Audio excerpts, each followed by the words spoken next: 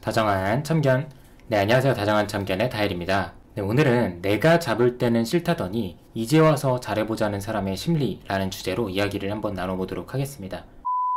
네, 오늘은 구독자분의 사연을 가지고 이야기를 나눠볼 건데요. 네, 이분은 본인의 이별의 아픔을 잘 극복하고 나서 새로운 사람을 잘 만나고 동시에 그렇게 원했었던 전 여자친구에게 연락이 오는 그런 과정들, 그러면서 느낀 점들을 꼭 구독자분들에게 공유를 하고 싶다고 좀 적극적으로 어필을 하셨던 분이라 더 기억에 남습니다. 우선 이분은 26살 남자분이시고 본인보다 3살 어린 여자친구와 3년간 연애를 이어오셨어요. 네, 만나면서도 둘만 좋았던 사이가 아니라 서로의 부모님을 포함한 가족들과도 정말 많은 시간을 보내고 또 서로 많은 선물을 나누는 등 정말 애틋하고 깊은 관계로 연애를 이어갔다고 합니다. 그런데 이별의 문제가 됐던 부분은 이 내용이 비슷한 나이대의 다른 분들과는 조금은 다른 내용인데, 어린 나이에 좀 큰 성공을 거뒀고 내가 좀 능동적으로 우리 조직을 이끌어가야 하는 역할이기 때문에 더욱더 일에 치중되는 바쁜 삶을 사셨던 것 같아요. 그 당시에는 이렇게 지치고 힘들고 외로운 이런 마음들을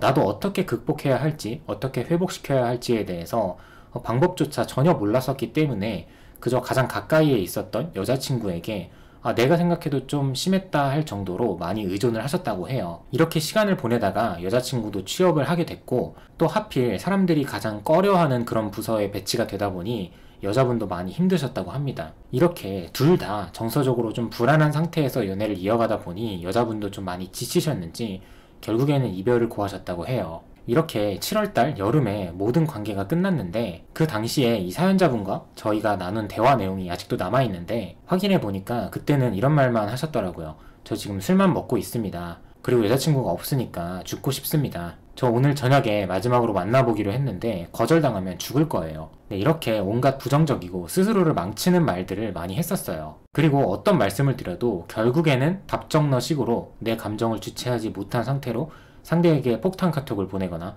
전화를 하거나 찾아가는 등 내가 할 수 있는 진상짓은 다 한 거죠. 그럼에도 불구하고 여자분은 미동도 하지 않으셨고요. 그동안 많은 영상에서도 언급을 했지만 이별을 당하신 분들 중에 굉장히 다수는 이미 헤어지기 전부터 자존감도 굉장히 낮은 상태고 자신감도 없고 삶의 목적성을 잃어버리시는 분들이 좀 많아요. 저희가 생각하기로는 이 사연자분 또한 방금 앞에 말씀드렸던 내용들에 대해서 결핍이 좀 컸었기 때문에 일부러 이분을 자극하거나 압박하는 말들을 해서라도 이분이 깨달음을 얻고 회복하기를 바랬던 것 같아요. 이렇게 꽤나 오랜 시간 동안 계속 이분을 지켜보고 도움을 드리려고 노력을 했었는데, 결론부터 말씀드리면 앞에 잠깐 언급을 했지만 이분은 지금 새로운 분을 만나서 굉장히 예쁜 연애를 잘 이어가고 있습니다. 자연스럽게 만나게 됐다고 하셨는데 주변의 평가가 그러니까 주위 사람들 말로는 이 여자분이 굉장히 예쁘시고 굉장히 심성이 착하시고 또 객관적으로 봤을 때도 굉장히 능력이 있는 여자분이라고 해요. 그리고 그동안은 내가 그렇게 간절히 원했음에도 불구하고 상대에게 계속 매몰차게 거절을 당했었는데, 이제는 내가 정말 누가 봐도 괜찮은 사람을 만나고 나서 시간이 좀 흐르니까 헤어졌던, 내가 그렇게 매달렸던 그 여자분이 나한테 연락이 와서 너 진짜 그 사람 좋아하냐? 사실 헤어진 이후에 너가 나한테 연락했을 때 그때 너가 나한테 한 번만 더 연락을 했으면, 한 번만 더 대시를 했으면 그때 당장 만나자고 하려고 했다. 이런 식으로 뒤늦은 후폭풍을 보이시더라고요. 이 연락도 헤어지고 나서 거의 3-4달 만에 왔던 거예요. 그런데 이 사연자분이 말씀하시기로는 이렇게 비슷한 시기에 사실은 이 전 여자친구가 환승이별이었다는 것도 알게 되었다고 해요. 사연자분이 말씀하시기로는 내가 원했던 건 환승이별이나 하고 거짓말 치는 여자가 아니었다라고 말씀을 하셨고, 그렇게 상대 여자분에게 연락이 왔을 때도 그때 왜 환승을 했냐라고 물어봤지만 끝까지 아니라고 거짓말을 치는 상대의 모습, 그리고 결국에 마지막에는 시인을 하는 그 여자분의 모습을 보고 조금 남아있던 정마저도 다 떨어졌다고 하세요. 그래서 그 자리에서 바로 전화나 카톡, 나와 연락할 수 있는 모든 수단들을 바로 차단을 했다고 합니다. 그리고 지금은 정말 세상 누구도 부럽지 않게 예쁜 연애를 이어가면서 거의 매일매일 저희에게 소식을 보내주시는 것 같아요. 이별을 당하신 분들이 그리는 그림이 크게는 2가지가 있는데, 첫 번째는 헤어진 이 상대방이 후회하고 나에게 돌아오는 거예요. 그리고 2번째는 마찬가지로 헤어진 사람이 나에게 돌아오는 겁니다. 그러니까 사실 이게 무슨 말이냐면 같은 말인데도 어떤 차이가 있냐, 그냥 내 마음 상태죠. 상대가 후회하고 돌아왔을 때 내가 받아주는 입장인데 나도 마음이 있어서 이걸 받아주느냐, 아니면 상대가 후회해서 나에게 돌아왔는데 내가 만나는 사람이 있거나 아니면 그냥 내가 만나기 싫거나 해서 역으로 차버리는 입장이 되는 거예요. 그렇다면 이 사연자분은 내가 헤어져 있는 동안 아무것도 안 했는데 이런 일들이 일어났을까요? 절대 아니라고 생각을 해요. 이분은 정말 누구보다 본인의 삶을 위해서 열심히 사셨던 분이에요. 첫 번째로는 저희가 늘 언급하는 독서. 그러니까 독서를 정말 열심히 한 수준이 아니라 본인 스스로 말하기를 미친 듯이 했다고 말씀을 하세요. 거의 하루에 반을 독서를 했다고 말씀을 하셨을 정도니까요. 이미 몇 달 전 일이긴 하지만 그걸 지금까지 좀 유지를 하고 계신데 본인의 직원들과 카톡방 하나, 그리고 본인의 친구, 지인들과 카톡방 하나를 만들어서 독서방을 운영을 하고 계시더라고요. 이렇게 10명이 넘는 사람들을 내가 이끌어가면서 매주 도서를 정해서 서로 느끼고 깨달은 점들을 공유하고 하나씩 삶에 적용해 나가는 그런 시스템을 만든 거죠. 실제로 평생 책을 읽어본 적도 없던 친구, 지인들도 이 사연자 분을 통해서 책을 읽게 되었고 삶에서 큰 변화를 체감하신 분들도 많다고 합니다. 그리고 세 번째로는 내 외적인 모습에도 변화를 준 부분입니다. 흔히들 말하는 다이어트죠. 이분은 이별 후에 12kg를 뺐고 지금까지 유지를 하고 있다고 해요. 그러면서 주위에서도 칭찬을 들으니까 덩달아 기분도 좋은 거고요. 그리고 마지막 부분은 저도 정말 크게 감명받고 배우고 싶은 부분이었는데 여름이 좀 지나서 날씨가 풀리기 시작했을 때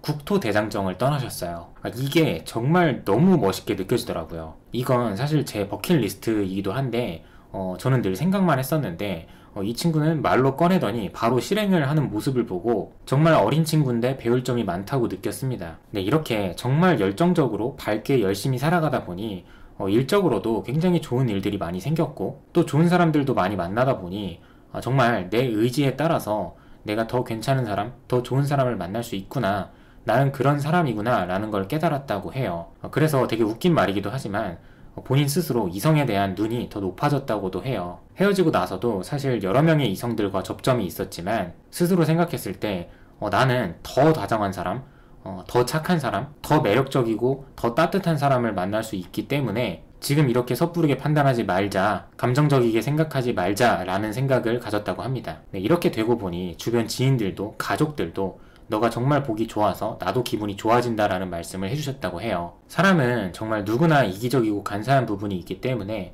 분명 내가 찾던 사람이라도 그러니까 그때는 내 눈에 정말 매력적이지 않아 보였거나 이제는 이 사람과 아니라고 생각을 해서 이별을 고한 건데 되게 웃기게도 그 사람이 나보다 훨씬 더 괜찮은 사람, 나보다 잘생기거나 예쁘거나 능력 있는 사람을 만난다는 소식을 들으면, 이렇게 잘 지낸다는 소식을 들으면 흔들리기도 합니다.